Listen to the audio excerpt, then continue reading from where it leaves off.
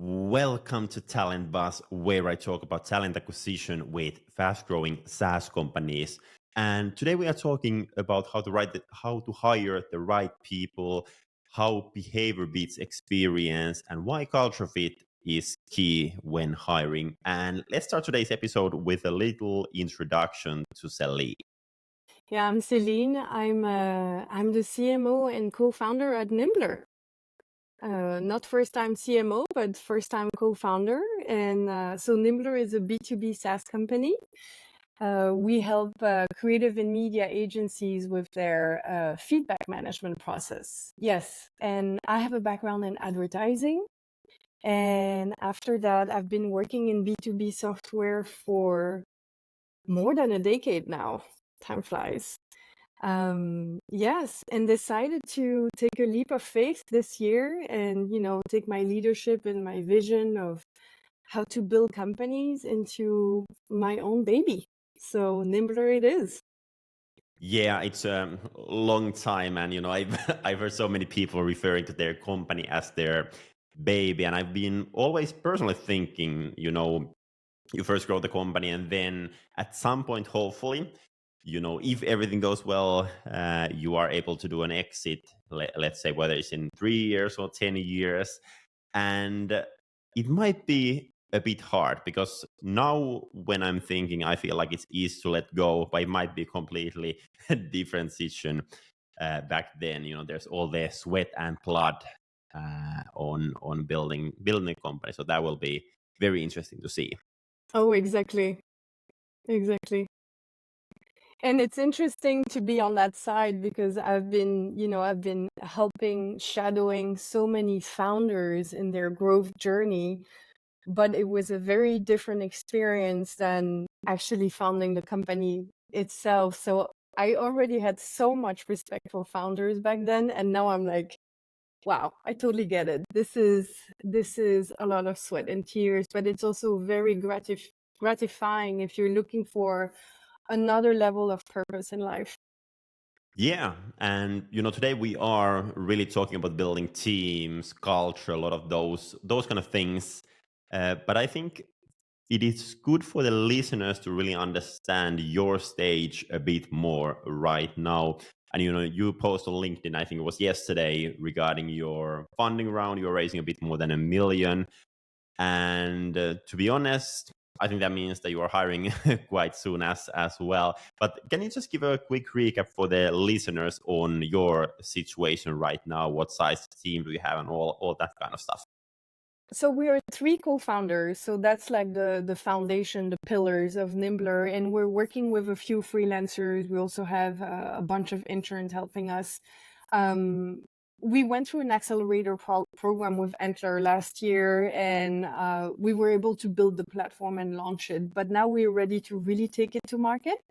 And because we already have customers in 40 plus countries, we want to do it globally. And we are ready to take our technology and our muscles in terms of resources to the next level, but we definitely need to attract the best talent out there. That is as much as marketing as in engineering. And but luckily, the three of us founders combined, we have more than 45 years of experience and leadership. So we're super much aligned on who we would love to join as part of the Nimbler vision and also the projects that we need to do together. But definitely we're hoping to finalize our investment round this summer or after the summer. We already have 60% confirmed and committed. So it's really just the last stretch now. Yeah, and you mentioned that you have three co-founders. We actually have the same exact situation and a talent B. And I've been thinking lately a lot regarding co-founders relationship. What is a good kind of combination? And I think a term called diversity is something that comes to my mind quite easily here. And in the past, when working with people, I work with a lot of similar people to me, and in the beginning it actually feels quite easy to do so, but then over time problems are coming more and more if you work with people only like you. So, for example, in our case, we are three very different co-founders. I'm the analytics guy. I look at the numbers. Then Sara is maybe more emotional, empathic, good with people, and then I would say my my third co-founder Siri is something in between. But what would you say? Are you kind of similar kind of co-founders, or very different kind of people? We couldn't be more different. And it's very interesting because I always thought, the day I decide to found or co-found a company, I won't do it alone. But that is really just the day that obviously I believe in the product 1,000%, but also where I feel like I can have this long-term relationship with people where I will find total alignment with. So the beauty is that we have completely different ideas and feet and backgrounds and ways of thinking, but we are extremely aligned on how we want to do it, who does what, and what good looks like. And also we were able in a very short time to establish full trust between each other. And I think that was really the element that I was seeking without knowing, like without being able to put words to it. And so far, so good. We're really enjoying this collaboration. It feels extremely natural. And we bring a lot to the picture because we're just so different. By one thing you mentioned when we were preparing for this episode was that culture fit is the key.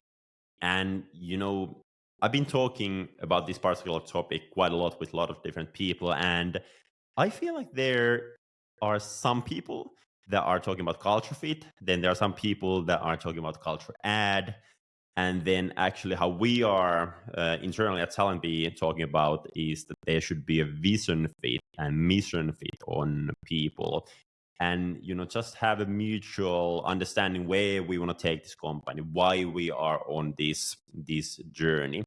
But can you talk me a bit, like, what does culture fit mean for you? How are you figuring that one out as you are closing the funding, hiring a lot of people, and so forth? Yes. So it can mean so many things. But for me, especially from my experience, what I can tell you is a culture happens regardless if you want it or not.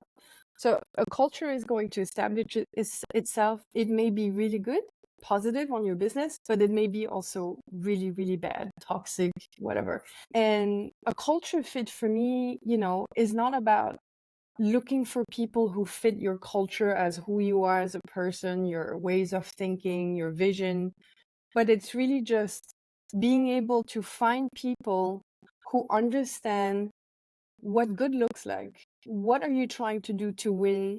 Make it like an enjoyable environment for people to grow, but also invite the right people to adapt to the culture, but also challenge the culture, bring new idea to the culture, as long as it makes us better down the line into what we want to achieve together. And I find that culture, especially in marketing, is a big responsibility. I've been having a lot of commercial and marketing roles in B2B SaaS. And culture is actually this magic power that is kind of behind the scenes. There is not a lot of startup, scale up who have a specific function for, managing and implementing a culture.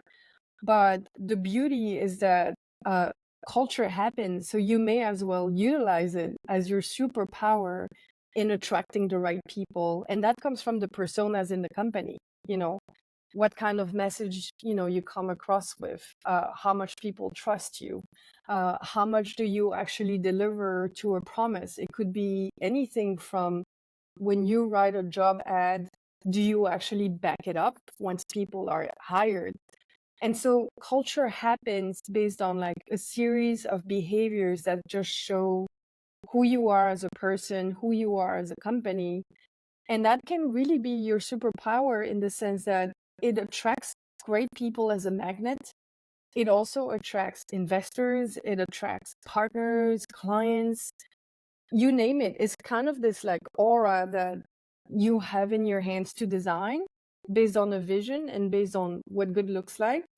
And yeah, So hiring for culture fit for me is just really making sure that you have these people that can contribute to your journey, where you want to go, and making sure that, because you're going to ask so much from these people, especially when you scale a business, you're going to ask them to wear so many hats.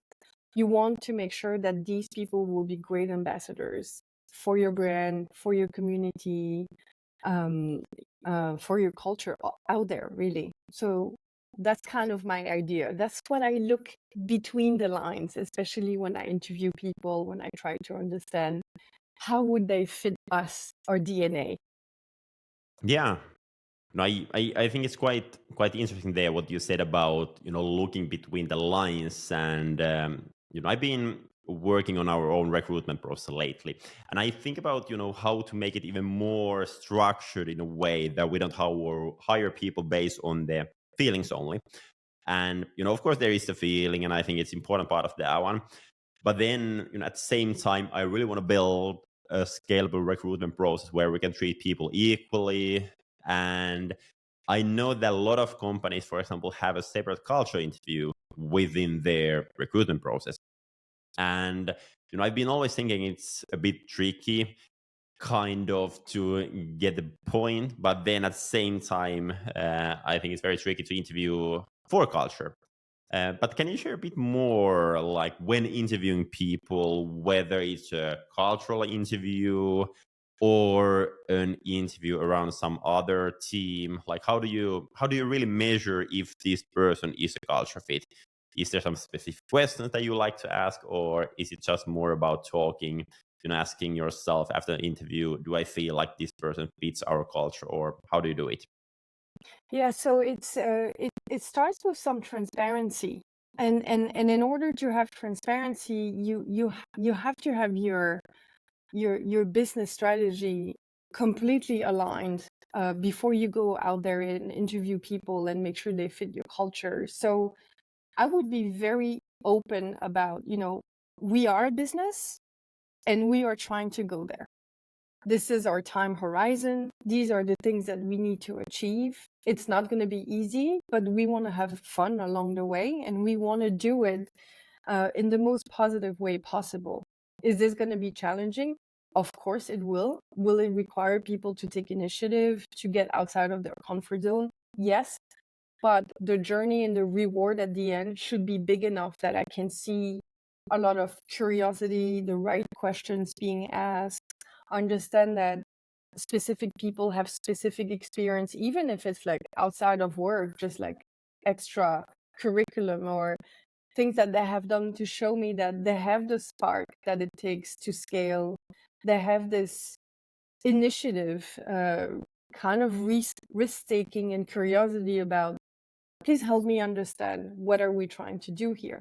But so it really starts with your transparency on what good looks like and what action you would be expected for them to do as part of a piece of that puzzle. And so when I explain this to people in a specific interview setup, I can very quickly see from their reaction, from the questions that they ask, from the examples that they like to show, from the feedback they send me via email afterward and say, hey, I actually read this article and it really resonated with what you said. It's this type of engagement that I'm looking for, that I want you to be a part of the team, and I'm going to be treating you as an equal because your function is as important as mine, but it's together that we're going to make it work. So it's difficult to put words to it. It's very much like kind of it depends also of the different function that you're hiring for, very creative versus very analytics. But there is still like this magic touch in between where you want to see that people click, that they are part of something that needs to be built, that they understand, the job to be done, and that they want to be a part of it. That's a great start already. I think what you mentioned there regarding the transparency. I think especially for startup, there's a lot of things that you are kind of building up there, and let's let's put it this way: that it's not an easy journey to join a startup in an early stage. And I'm a big believer of transparency, and kind of also sharing the bad stuff for potential candidates, because it's not only good stuff and rainbows going on, but it's a lot of unfinished things going on.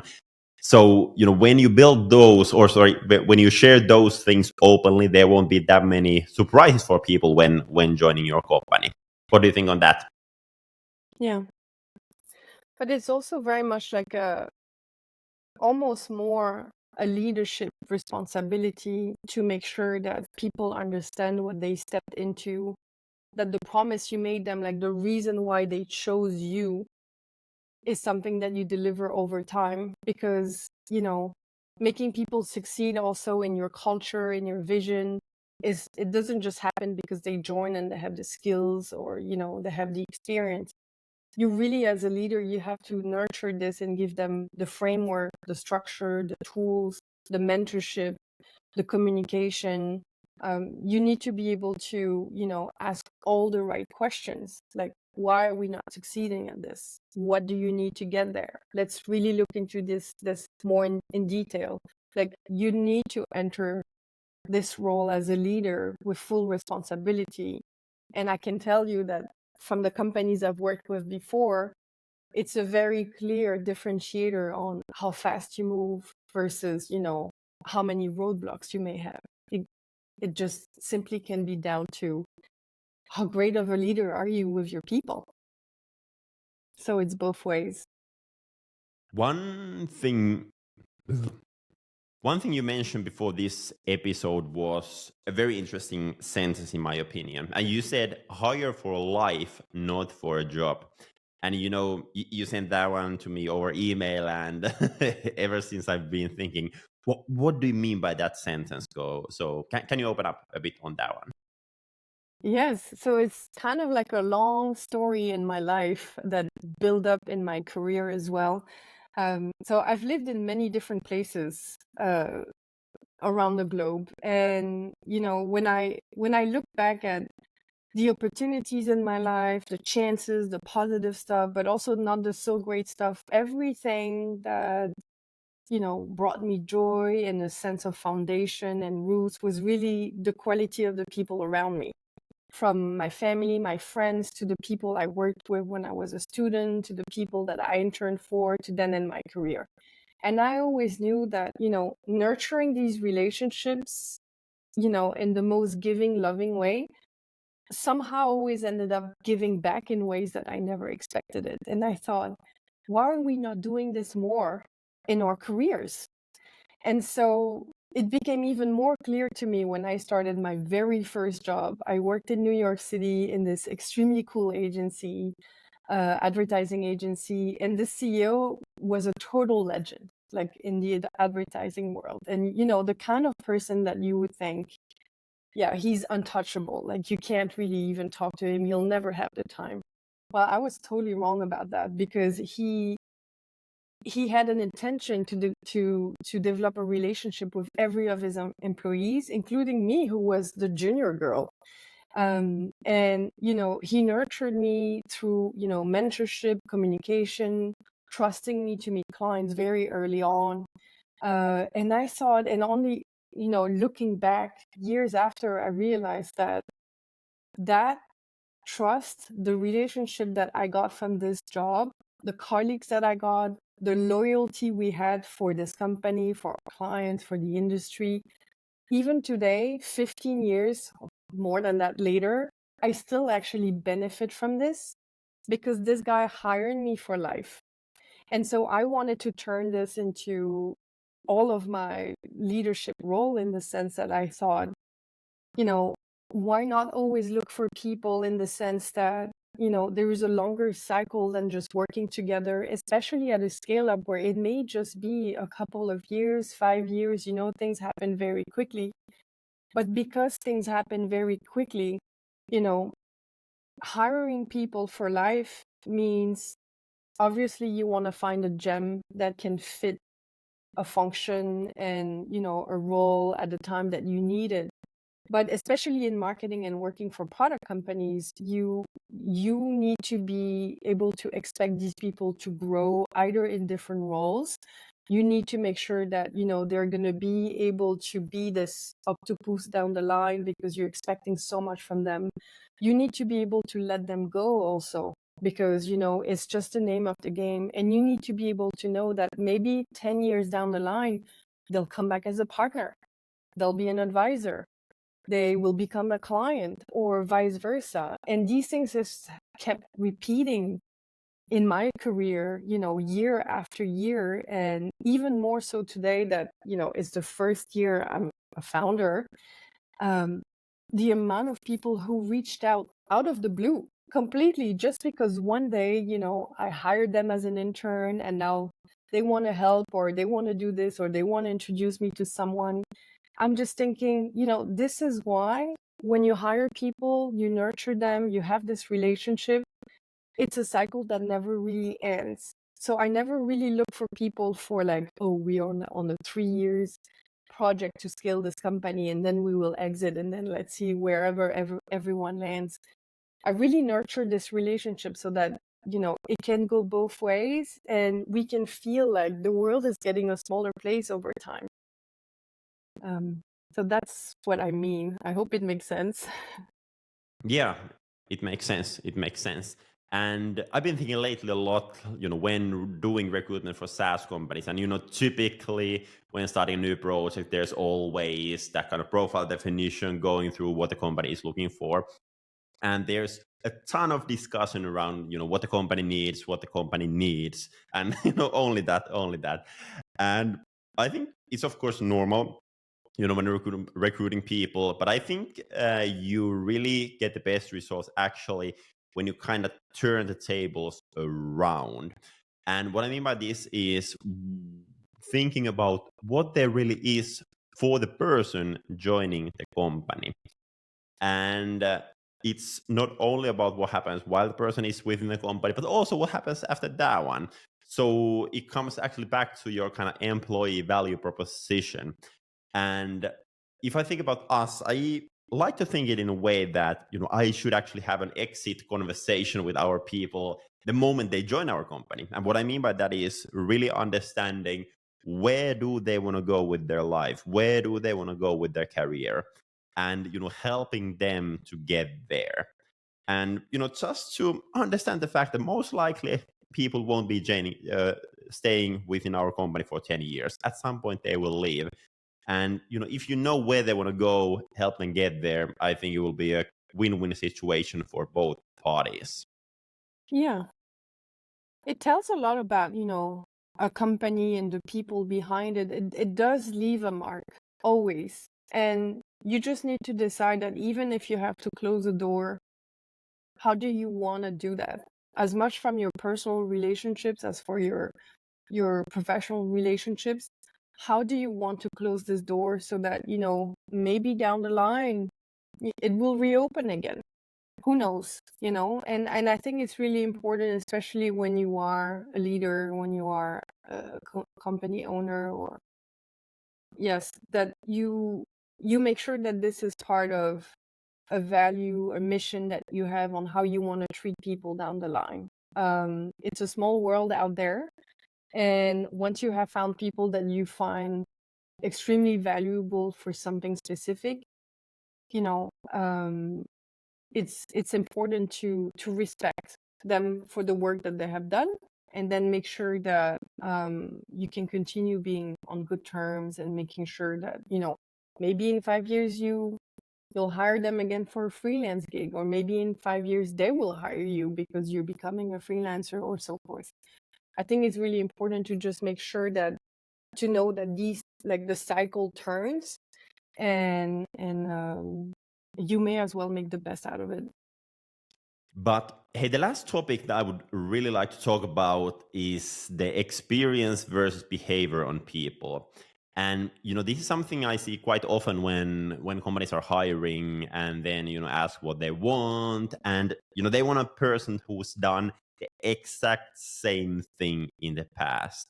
And a SaaS per a SaaS sorry for example a SaaS company looking for a SaaS salesperson who's done enterprise sales, and they want someone who's done exactly like it.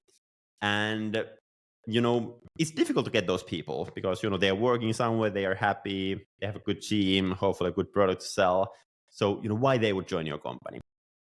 So I think if you can really move from the past to checking behavior on people, I think that really works. But can you share a bit more how to look for behavioral things within interviewing people?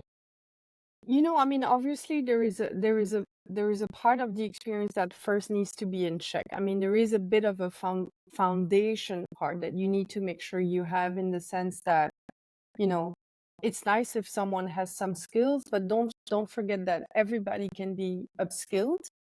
And the reason why behavior is so much more important, it's because things are ever changing and new trends. Not only that, but also in anything that you do. If you had to build a SaaS company today, I will tell you, you may not have to reinvent the wheel.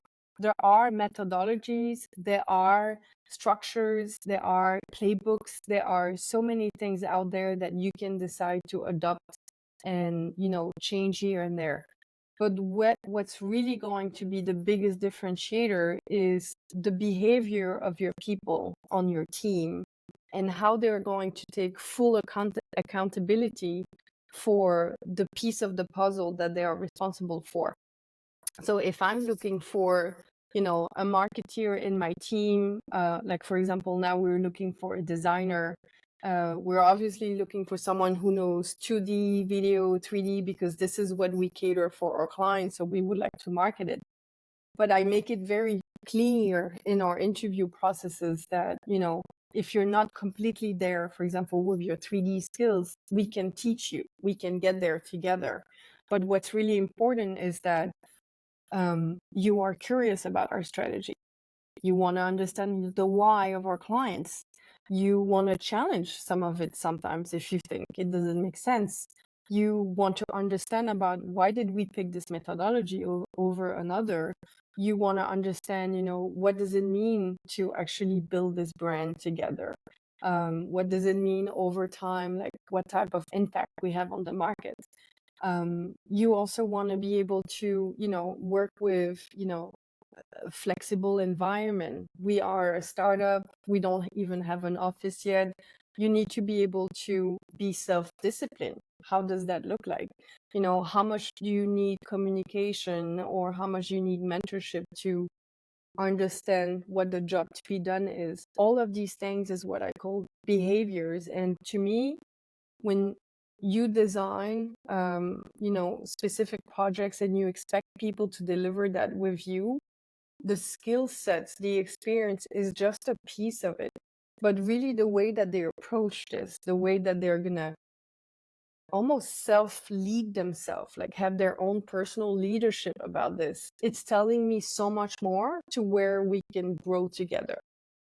And that's actually what I'm looking at even more so. I mean, sometimes I have hired people that had less experience than others, but they were immense stars just because of the behavior, their hungriness to learn, how fast they were at, understanding a challenge, finding a workaround, delivering something unexpected sometimes, just outside of, what was requested. And these kind of things really create magic, because you feel the passion, you feel that we're all in this together, and that's what I'm seeking. But at the same time, you don't get this just, out of the blue. You also nurture it back. So it's like, it comes both ways. So if you hire for behavior, you need to be aware that you have a huge responsibility, again, as a leader, to make sure that you set them up so that that behavior can come to life. And that's a wrap for today's episode. Thank you so much for listening. Hopefully you got a lot of good ideas about SaaS talent acquisition. If you enjoyed the episode, feel free to share it on your social so others can hear it too. And if you have a topic in mind that you would like me to cover in this podcast, share it with me as well. I'm Samuli, CEO and co-founder in TalentBee, where we help fast-growing SaaS companies in their talent acquisition. Make sure to follow us, make sure to follow this podcast, and have an awesome week. Bye-bye.